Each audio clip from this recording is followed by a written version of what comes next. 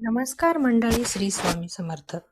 स्वागत आहे तुमची माझी या यूट्यूब चॅनलवरती. आजचा दिवस तुम्हाला खूप छान, सुखाच्या, आनंदाच्या जावो हीच मी स्वामींच्या चरणी प्रार्थने करते आणि आज या नवीन व्हिडिओला सुरुवात करते. यंदा 6 मार्च 2026 म्हणजे शुक्रवारी आहे. संकष्टी चतुर्थी. संकष्टी चतुर्थी ही भगवान श्री गणेशाला समर्पित एक अत्यंत शुभ विधी मानला जातं. असे मानला जातं की या दिवशी भक्त बाप्पांची पूजा करतात, ज्यामुळे जीवनातली दुःख कमी होतात आणि आनंदाने समृद्धी मिळतं. भक्त या दिवशी व्रत करतात. संकष्टी या शब्दाचा अर्थ दुःखाचा नाश करणारे असा होतो. म्हणूनच भक्त भगवान गणेशाला विशेष प्रार्थने करतात आणि त्यांना जीवनातला संकट दूर करण्याकरता प्रार्थने करतात. धार्मिक मान्यता देवी पार्वतीने प्रथम आपल्या पुत्र गणेशाच्या दीर्घ आयुष्यासाठी आणि कल्याणासाठी संकष्टी चतुर्थीचे व्रत केला होते. तेव्हापासून हे व्रत बालसुखी, मानसिक शांती, यश आणि अडथळ दूर करण्यासाठी विशेष फलदायी मानलं जातं. या दिवशी भगवान गणपतीच्या पूजा केल्याने घरातली नकारात्मक ऊर्जा दूर होतो आणि कुटुंबात सुख शांती टिकून राहतं. तसेच गणपती बाप्पांच्या कृपेने आपल्या सर्व इच्छा मनोकामना पूर्ण होतात. संकष्टी हे व्रत सूर्योदयापासून सुरू होतं आणि चंद्रदर्शन झाल्यानंतर पूर्ण होतं. म्हणूनच चतुर्थीच्या दिवशी चंद्र पाहणे खूप महत्त्वाचे मानलं जातं. चंद्र पाहिल्यानंतर हे व्रत संपतो व पूर्ण होतं आणि संकष्टी चतुर्थीच्या या दिवशी चंद्रोदयाची जी वेळ आहे ती 9:12 असणार आहे. यावेळी चंद्राला आपल्याला जल अर्पण करायचे आहे आणि त्यांची पूजा करून मग व्रत सोडायचे आहे. धार्मिक दृष्ट्या हा दिवस अतिशय महत्त्व आणि पवित्र असल्यामुळे या दिवशी काही प्रभावी उपाय आणि सेवा देखील केल्या जातात आणि म्हणूनच आज संकष्टी चतुर्थीच्या दिवशी तुम्ही काही नाही केलं तरी चालेल, पण प्रत्येक आईने आपल्या मुलांच्या उज्ज्वल भविष्यासाठी, आपल्या घराच्या उज्ज्वल भविष्यासाठी संध्याकाळी कापुरासोबत उंबरवट्यावर जाळा या तीन वस्तू जळल्यामुळे आपल्या घरची, आपल्या मुलाची, आपल्या पतीची भरभरून अशी प्रगती तर होणारच आहे, पण आपल्या 7 पिढ्यांच्या दारिद्र्य नष्ट होऊन आपल्या सर्व इच्छा मनोकामना हा साक्षात गणपती बाप्पा पूर्ण करणार आहेत. तर त्या कोणत्या वस्तू आपल्याला उंबरवट्यावर जाळायच्या, कोणत्या वेळेत जाळायच्या याबद्दल सविस्तर आणि महत्त्वाची अशी माहिती मी तुम्हाला या व्हिडिओमध्ये देणार आहे. तर व्हिडिओ पूर्ण पहा आणि जर तुम्ही माझ्या चॅनलवर नवीन असाल तर चॅनलला सबस्क्राईब करा आणि शेजारी बेल आयकॉनला सुद्धा प्रेस करा, जेणेकरून तुम्हाला माझ्या नवनवीन व्हिडिओच्या नोटिफिकेशन मिळत राहील आणि तुम्ही एक पण व्हिडिओ मिस करणार नाही. अगदी तुमच्यापासून माझ्यापर्यंत प्रत्येकजण खूप मेहनत करत असतात, खूप कष्ट करतात, जेणेकरून आपल्या आयुष्यामध्ये सुख समृद्धी नांदेल. पण बरेचदा काय होतं की आपल्या घरामध्ये काही दोष असतात किंवा आपल्यामध्ये काही दोष असतात. यामुळे सुद्धा आपल्याला कोणत्याही क्षेत्रामध्ये यश मिळत नाही. पण आपण मेहनत तर करतो, कष्ट तर करतो, पण आपल्या कष्टाला आपल्या नशिबाच्या साथही मिळत नाही. आपल्या घरी पैसे तर येतं, पण आलेले पैसे टिकून राहत नाही. तर आपल्या घरामध्ये वारंवार भांडण होत असेल, कला होत असेल, आजारपण येत असेल, नवरा बायकोंच्या पटत नसेल किंवा आपली मुलं खूप चिडचिड करतात, हट्टपणा करतात, आजारी पडतात, त्यांना केलेली अभ्यास लक्षात राहत नसेल किंवा आपली मुलं खूप शिकलेली आहेत पण त्यांना मनासारखी नोकरी प्राप्त होत नसेल, तुम्हाला विवाह जुळण्यामध्ये समस्या येत असतील, संतान प्राप्तीमध्ये समस्या येत असतील, तर या प्रकारच्या समस्या या का निर्माण होतात, तर या निर्माण होतात आपल्यामध्ये की आपल्या घरामध्ये असणाऱ्या दोषमुळे. जर आपल्याला की आपल्या घराच्या नजर लागलेली असेल, कुंडलीमध्ये राहू केतू शनी या ग्रहाच्या दुष्भाव असतील, घरामध्ये वास्तुदोष असेल, पितृदोष असेल, तर यामुळे सुद्धा या प्रकारच्या समस्या आपल्या जीवनामध्ये उद्भवत असतात. आणि या काही व्रत पवित्र तीर्थ तिथी आहेत, या तिथीला जर आपण काही प्रभावी उपाय केला तर यामुळे निश्चित आपल्याला या सर्व दोषापासून मुक्त मिळण्यामध्ये मदत ही मिळत असतो. आता या उपाय आपल्याला कधी करायचा, तर हा उपाय आपल्याला आज संध्याकाळी 6 वाजेपासून 8:30 किंवा 9 असे वेळात ही माता लक्ष्मीच्या आगमनाच्या वेळ असतं. आणि त्या वेळामध्ये जर आपण काही प्रभावी उपाय केलं तर त्यामुळे माता लक्ष्मी ही आपल्यावर प्रसन्न होते आणि तिच्या अखंड आगमन आपल्या घरामध्ये होत असतो. पण आता काही कारणास जर तुम्हाला या वेळामध्ये हा उपाय करणं शक्य नाही झालं, तर अगदी रात्री 12 वाजेपर्यंत सुद्धा तुम्ही हा उपाय जे आहे ते करू शकतात.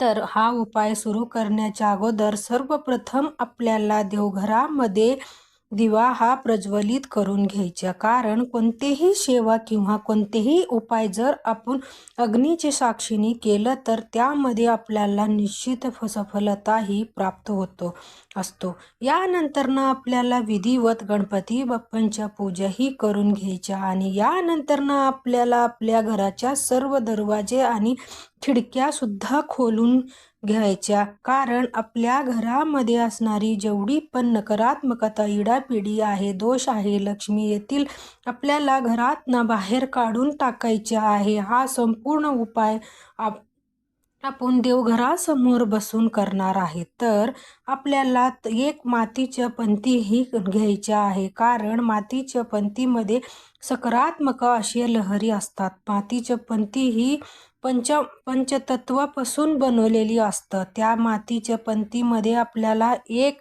सुक्या खोबराच्या वाटी ही ठेवायच्या आहे. नारळामध्ये आपल्यामध्ये असणारी जेवढी पण नकारात्मकता आहे ती शोषून घेण्याच्या क्षमता असतो. तसेच नारळ हे गणपती बाप्पांना अतिशय प्रिय आहे. आता तुमच्याकडे अख्खी नारळाच्या वाटी नसेल तर एक छोटी तुकडा जर तुम्ही त्या मातीच्या पंथीमध्ये टाकलं तरीही चालणार आहे. तसेच आपल्याला 5 भीमसेन कापुराचे वडे सुद्धा घ्यायचे आहे.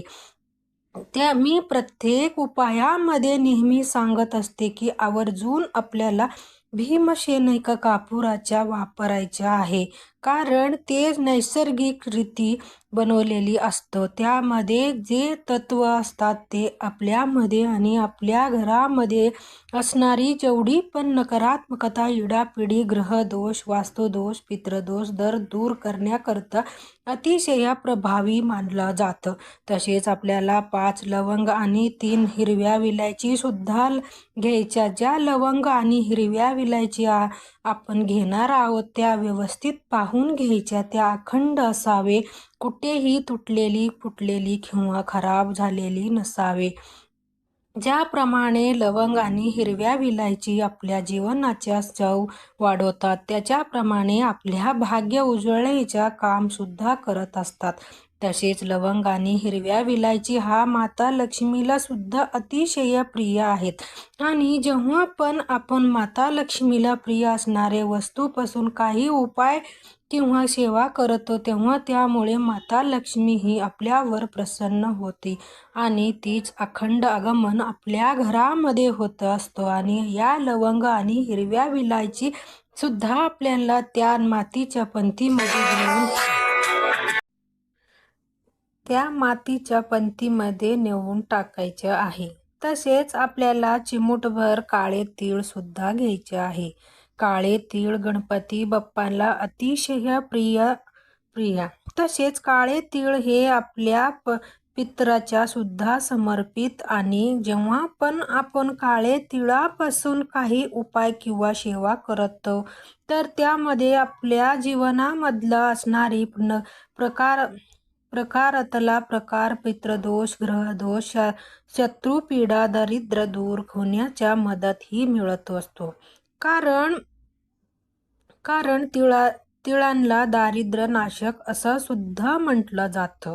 आता हे काळे तीळ आपल्या उजव्या हातामध्ये घ्यायच्या आणि आपल्या घरामध्ये जेवढं पण सदस्य असतील त्या प्रत्येक सदस्यांच्या डोक्यापासून पायापर्यंत आपल्याला 7 वेळा ही काळा तीळ उतरवायच्या त्या मातीच्या पंतीमध्ये नेऊन टाकायच्या आहे.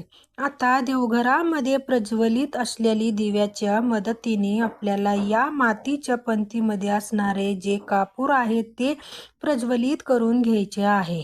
कापूर प्रज्वलित झालं की त्यामध्ये आपल्याला थोडासा तूप सुद्धा टाकायचे आहे. तूप देखील गणपती बाप्पांना अतिशय प्रिय आहे. तसेच माता लक्ष्मीला सुद्धा अतिशय प्रिय आहे.